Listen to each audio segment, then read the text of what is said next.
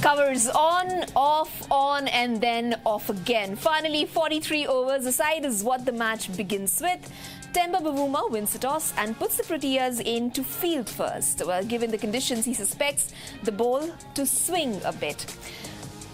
32 extras, Dav, is what we were expecting, or well, I thought it was a 43-over match. Well, that's right. I thought it was a 43-over game, but it really was more like a 46-over game because it was a very, very undisciplined effort by the South African bowlers, bowling an extra 3 overs, consisting of wides and a no ball. Yeah. Did we expect 245 for 8? No, I'm sure. 43 They overs? definitely took it easy. And the amount of short balls that were delivered, I think I saw a stat there before we came on air, of 50%. I think it's more than 50%. And it was just a very indisciplined effort. And I'm sure they would be very, very worried. And this could be another upset tonight. I know experts would right now be talking about the South African bowlers running riot amid the Netherlands batting lineup, but we have to talk about the Dutch skipper there, and we have to talk about Van der Merwe, who, as you were discussing with me, pretty much changed the momentum of the game. Surely, yeah. They came together, the I captain think, also. around about the 34th over, and immediately, we talk about momentum, and if people who are watching that can feel momentum shifting. Yeah. And that was through their energy, a little bit of risk taking, but full on positivity. It was really good to see, and I'm very pleased that Edwards finally got a score. He's a decent keeper, decent captain, and overdue for a performance with the bat. So I'm very pleased for that. Yeah. We should be able to pull up the numbers here on our screens in just a bit. While we were expecting the likes of Vikramjit Singh and Max Udow, Bastelide, unfortunately, bad day for him today. Yeah. But then, of course, exemplary performance by Scott Edwards, and especially coming so much lower down the order. Yeah. He goes ahead and he scalps that 78 runs, puts that total on his list, and then of course we have to mention Kagiso Rabada, who's taken his 151st scalp of his career, ODI career, and he's now leading the wicket takers in this tournament in the World Cup. With 9. With 9, and also the 4th highest wicket keeper in South Africa so far, I guess, with the scalp of today. And of course, Marco Jansen, worthy mention, Ngidi and Keshav Maharaj beautifully taken that wicket. But Esha, if you told Netherlands, okay, you've lost the toss, you're going to bat, would you take 245 for 8? Nope. I reckon they would have. They probably would have said, yeah, okay, we'll take 245 for 8 because that was a very good effort against what we all thought was a very decent South African bowling attack. The attack that humbled the Australians. Okay, the wicket's a little bit different. It's a different ground as well. But you're playing against a different opposition, a perceived lower one, and they definitely relaxed. 7 for 140, 7 for 140 in the 33rd, 34th over. They just let it slip, and we're seeing a little chink in their armour now. It's not all plain sailing, and it took a team like Netherlands to expose it. Yeah. It's flashbacks of the previous upset that they caused the Proteas in the T20 World Cup. I know you will say it's a different format. It is, but they must like playing against the South Africans because I tell you what, the Netherlands got a reasonable attackers. They're nothing like South Africans, but they will be more, I'm pretty sure, more disciplined. So it's going to take a little bit of effort with the bat with the South Africans to get those runs. So it'll be a very interesting run chase. And, it could be another upset. It may as well be, actually, Dav, because we did not start today's proceedings thinking that this is how we will be talking. One hoped for it, one wished for it, supporting the underdog, and this is a beautiful story, part-time cricketers Yes, coming absolutely, yeah. And if I was the coach of South Africa, I'd be bloody angry, I'd be really watching that unfold. Oh, there's nothing worse, and I've been through it. You know, you're in a really good position, and then you just let it slip. You know, you've got a couple of guys come in, they're showing a little bit of you know, energy and positivity, and you don't know what to do about it. You know, there was hardly anything pitched up. They're all going for these short balls, you know, and slower ones, which were also short. So you know, I can just sympathise and imagine the South African coaching staff pulling their bloody hair out, you know. So is that what you say is being exposed about the Proteas bowling attack? They bowl short for the most part? Yeah, they allowed that team at 7 for 140. They're going at round about 4 and a half and over. Went up to 5, and then in the end it was over 6, you know. So I'd be very, very, you know, concerned that the potential is there for that to happen again. Not on.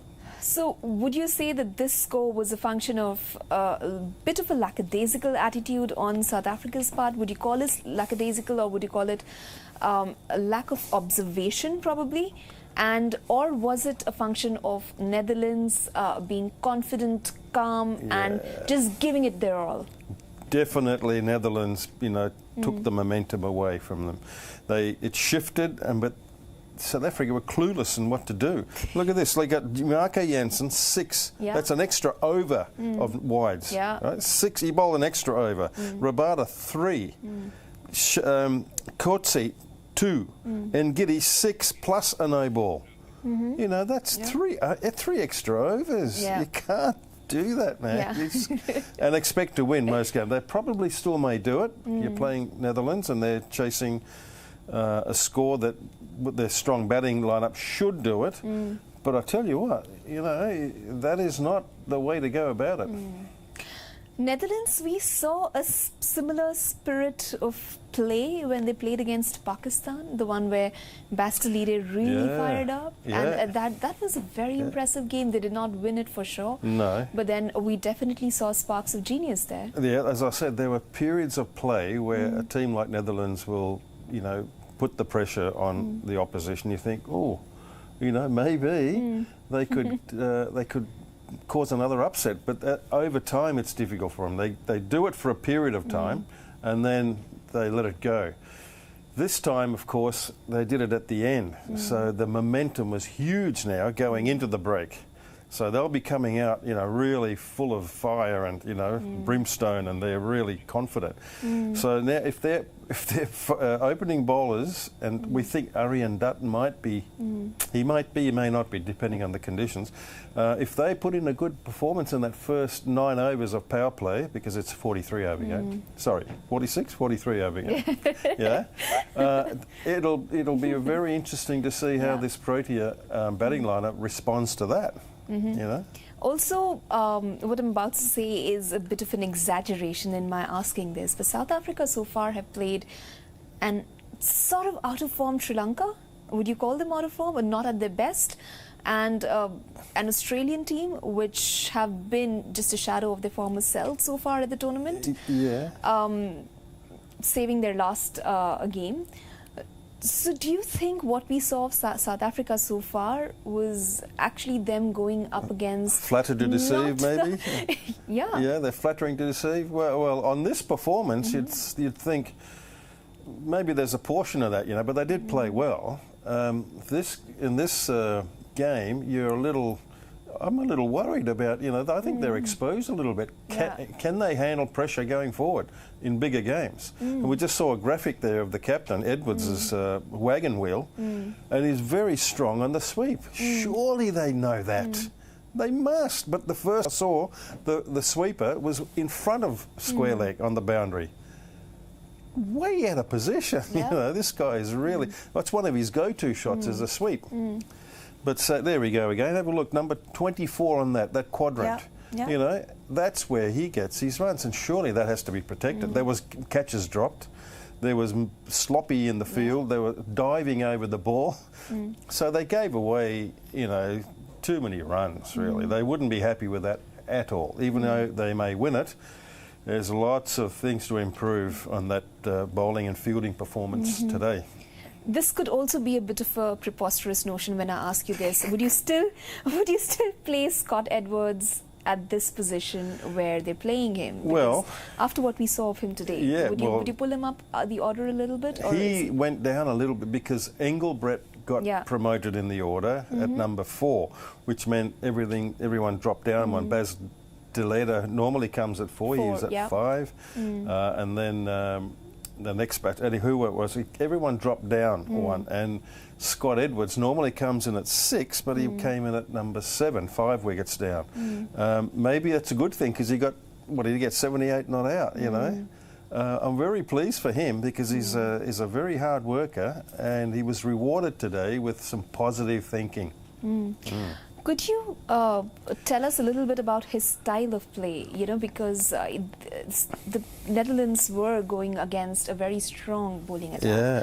Sure, they weren't their best today, but then how is it that Scott Edwards comes towards the end of the order and pretty much at a place where they would have lost confidence a little bit? Okay, you know, we lost all our wickets, and let's just get this done with and start the next innings. Everyone who watched the game, Esha, I'm sure would agree that he's another little busy bee. You know, he loves the spin, yes, but he also was effective against the pace as well. And, you know, just like the new player in Afghanistan, Ikram Akil, or whatever his name, the new guy that came in, wicketkeeper. He's a busy little bee. Rizwan is another one. So is this fella, you know. And these busy players that come in the middle and towards the end, they can embarrass you because of their approach. And you know, he's improved his play against pace. He's hit down the ground. He's hit sixes against, and you know, plenty of short bowling. Maybe we can say he's had plenty of practice because there's too many of those coming at him that were pitched short. And coupled with his sweeping and knocking the ball and running aggressively twos, it was wonderful to see. That's his mojo. Scott Edwards, well done, son. I am really interested to see what our viewers have to say about that particular innings. I did not expect our conversation to go like this in the mid-innings show. Neither did I.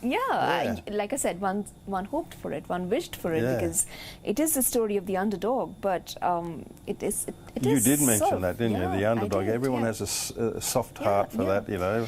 But then here you support them with reason. I don't know, they're not... they look like they deserve to be here. Well, everyone deserves to be here. Yes, everybody does look like that they deserve to be here. But then this is their second showing at the World Cup. First, I think the first time they made it. Yeah, the first time they made it into the. I'm a little confused about that statistic, but it's just their first or the second showing at the World Cup. I think the previous one they played was a T20 World Cup. This is the first ODI World Cup they're playing. And they had to fight for it. They had to qualify. Fight for it. Absolutely. Yeah, they had to go to Zimbabwe and qualify. And they're proving their worth. Yeah, they really are. Well, they knocked off West Indies. You know, so really they deserve to be there, and today they're showing their depth as well. You know, if you drop your guard, be prepared to take a hit, and that's what's happened today. And we could see another upset. Okay. So, let's take the first comment or question from Ankit on No More with Whatmore. And let's see what Dav Whatmore has to say about this.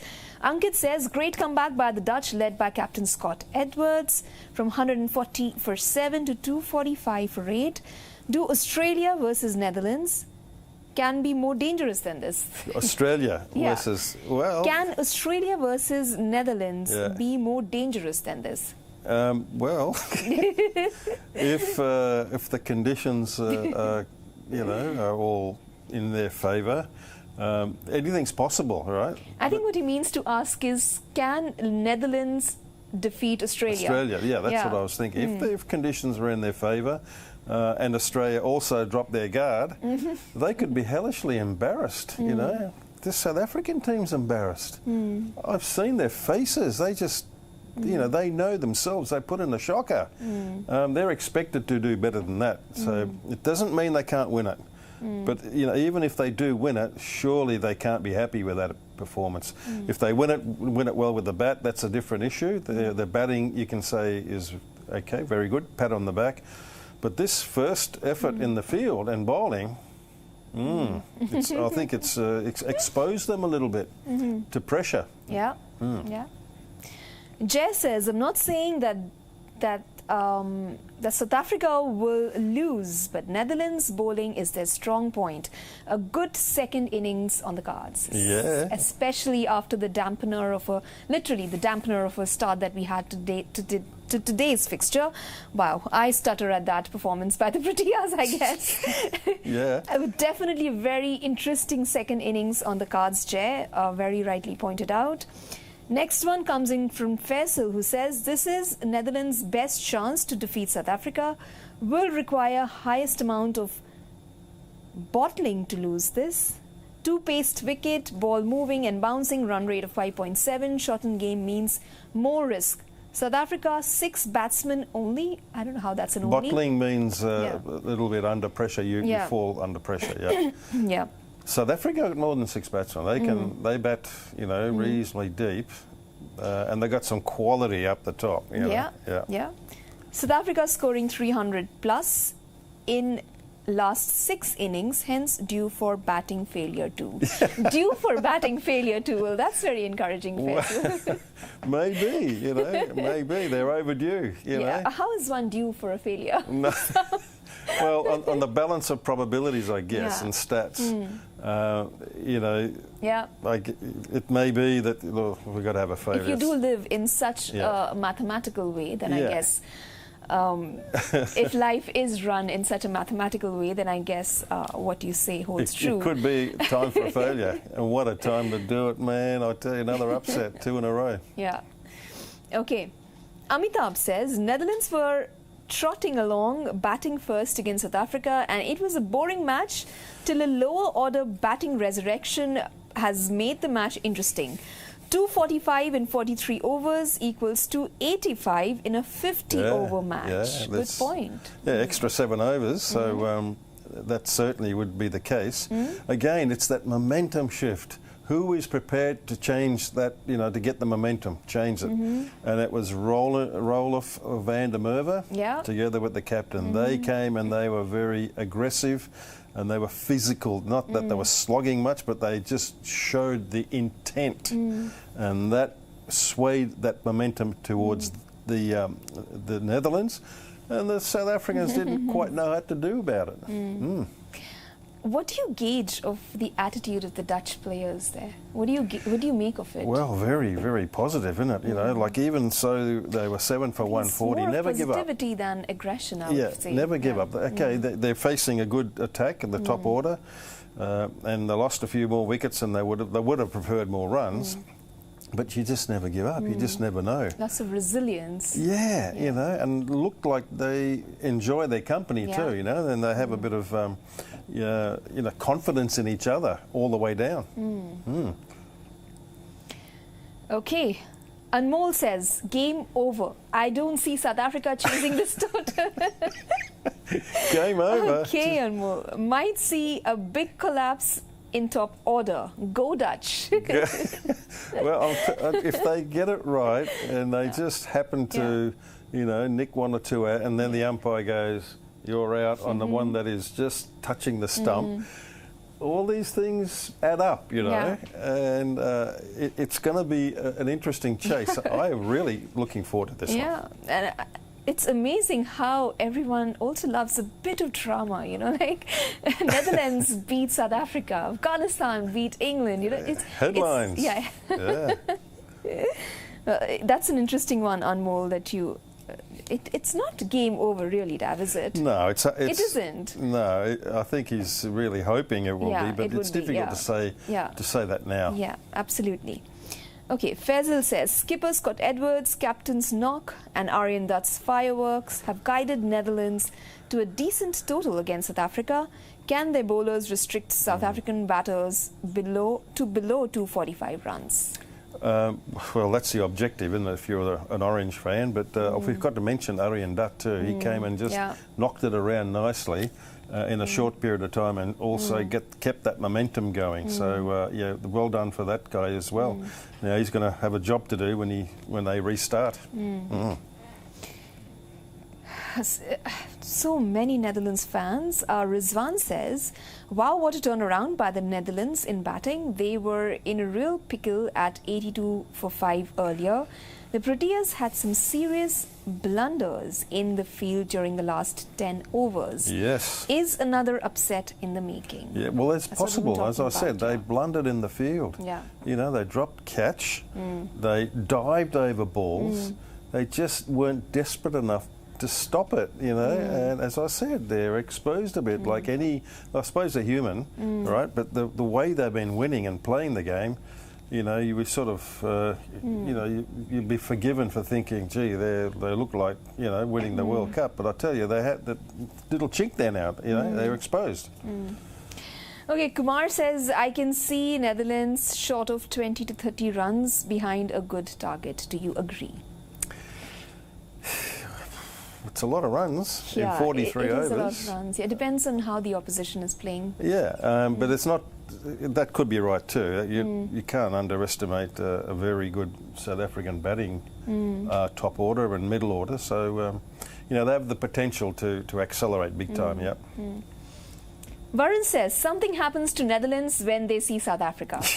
What a show by Edwards and that man Van der Merwe in the last 10 overs. 246 is gettable, but what about that effort? That's what we've been talking about, Varun. Exemplary performance by those stalwarts lower down the order in the Dutch team.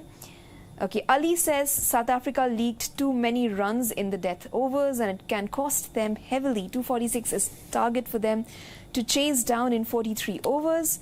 It is the first real test of South Africa in this World Cup so far. Would be an interesting second half. Yeah, it is, and we have, as we predicted, the off spinner going to start bowling to Quinton de Kock, one of the battles that we had earlier. But the other interesting, they got 3 fast bowlers and 3 spinners. So South Africa had 4 and 2. So that's a little bit of a difference of their makeup of the attack. So you know, would spin be good on that track bowling? I don't know. Let's wait and see. What should Netherlands do from this point on to actually clinch that victory? They got to do the basics. They have to bowl accurately for as long as possible, and with each wicket that they get, confidence grows. You know, and you know, that's a very contagious thing, you know, when confidence, they just 1 becomes 2, 2 becomes 3. They support each other in the field, they dive, they stop everything, and it could be an upset here. Well, that's a tall order to climb, isn't it? When they go up against those South African batters, is it doable? Well, it is. It is doable, but you know, it's still a difficult job to do. Okay, a couple more. Akash says, South African bowlers bowled 21 wide balls today against Netherlands, gave 32 extra runs. Is this justified from a good team? Absolutely not. I think Akash everyone hasn't really been happy about it. No, I've made that point very clearly. Yeah. And the bowling coach would be even worse, so you'd be even nailing him for that. Yeah. Okay.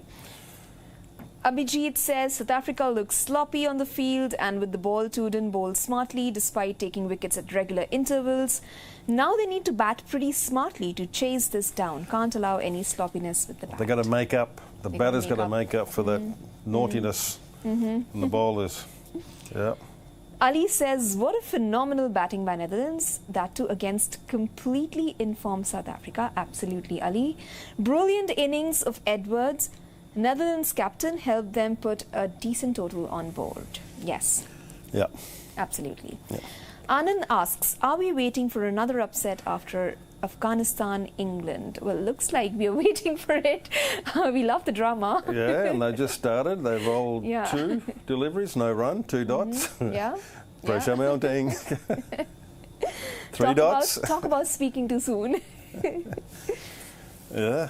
Okay, just a couple more and then we will go and watch this match because it has turned out to be a very interesting one. Siddharth says, man, what was that bowling performance from South Africa in the last 10 overs or so? This was just clueless bowling from one of the best teams in this tournament so far. Resounding similar opinions coming from all corners. Yeah, these echoing my sentiments. Yeah, yeah. I was a little, I'd be upset, I tell you. Yeah. If they don't win, they deserve. Absolutely. If they. Okay. I'd say South Africa should be happy that Dav Whatmore is not their coach right now for this particular match, or maybe he should have been, because he wouldn't have allowed that sort of a performance. Well, I can't. I'm not a bowler either, but so there's some harsh and calls need to be taken. Yeah, there's some truth has to come out. Yeah. Okay. Let's see who we have now. Okay, VK says, highest scores by Netherlands captains in ODIs, 84 Peter Boren versus Ireland, 83 Scott Edwards versus Zimbabwe, 78 Scott Edwards versus South Africa today, 78 Edwards versus England, 2022. Which one is your favourite, Dav? Oh, well, I didn't see all the other ones I saw today. Scott and Edwards. It was very good effort in the 50-over match. Very good effort. Okay, a couple of poll questions that we'd asked. Were you impressed by the Netherlands fight back? 100% say yes. Surely. 0% say no. Absolutely. What target would South Africa have been comfortable with? Under 100, under 125, under 150, under 170? Well, I would have gone maybe, 5 and over. So what, 43, 5 feet of 15, 200 and... 5 was it 215 maybe? 5 and over, even 5 and a bit and over is okay. But really, they could have rolled them over for less than that. So at 7 for 140, with only like 9 overs left in the game. That's how bad it was. Yeah. So under 170, 58.3%. Under 125, 33.3%. Under 100, 8.3%. Under 150, nobody, 0%. Who was South Africa's best bowler against Netherlands? Kagiso Rabada, Marco Jansen, Lungi Ngidi. Who, according to you, was the best bowler? Gee, they're all... No, I wasn't happy with any of them, to be honest. If you had to pick one. Oh, I don't know. I suppose Rabada. He's got... he bowled less of the wides. He only bowled 3. Okay. And he got 2 wickets, didn't he? Yeah, and he's now the leading wicket taker in the series. Our viewers think the same. They say Kagiso Rabada, 60% of them. Marco Jansen, 30%. Ngidi, 10%. Yeah. Can South Africa chase down to 46? Reality check. Dav, what's your answer? Well, they can, but it's not going to be as easy as they think it is. 76.7% say yes, 23.3% say no. Despite their extreme support for Netherlands and being extremely happy with their performance, they still do feel that South Africa can chase down that total. Okay, last comment, and then we are getting back to the match. Last comment on No More with Whatmore. Are Netherlands going to repeat the T20 World Cup setback? Would be interesting to watch. Certainly. I agree. Yeah. Okay. Thank you, Dav. Thanks a lot. It was quite an innings, and we will now get back and watch that game because it is turning out to be a cracker of a contest. Well, that's it for now on WION World of Cricket. This is Esha Hanspal signing off with Dav Whatmore in our studios. We'll see you guys later. Bye-bye.